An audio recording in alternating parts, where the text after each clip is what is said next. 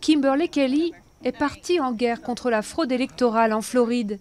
Depuis des mois, elle contrôle les listes des électeurs. Elle a même fourni aux autorités un inventaire recensant des milliers de personnes qui, selon elle, n'ont pas le droit de voter. Pourquoi est-ce que l'État de Floride ne clarifie pas la situation? Kimberly traque les potentiels tricheurs dans les bases de données publiques. Elle vérifie la citoyenneté, l'adresse et le casier judiciaire de chaque électeur. Son association est proche du groupe ultra-conservateur du Tea Party, mais elle se défend d'agir pour des raisons politiques. Ça m'est égal de savoir qui vous êtes. Si vous vous êtes enregistré illégalement, votre nom n'a rien à faire sur les listes électorales. Mon but est de faire respecter la loi.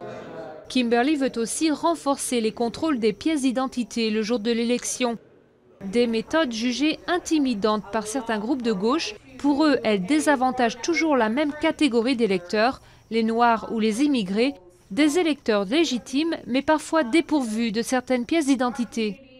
Selon cette militante, il s'agit d'un tour des républicains pour se débarrasser de ces électeurs qui votent plutôt démocrates. Ils cherchent à réduire la marge de victoire, à restreindre les votes et à empêcher les gens de voter. Tout cela pour remporter l'élection. La Floride est un des États où la bataille entre Mitt Romney et Barack Obama est extrêmement serrée. En 2000, l'État avait été au centre d'un scandale de fraude. Après une bataille acharnée, la Cour suprême avait donné raison au candidat républicain George Bush, un épisode marquant pour les habitants. Depuis, pour eux, une chose est claire, ici, chaque vote compte.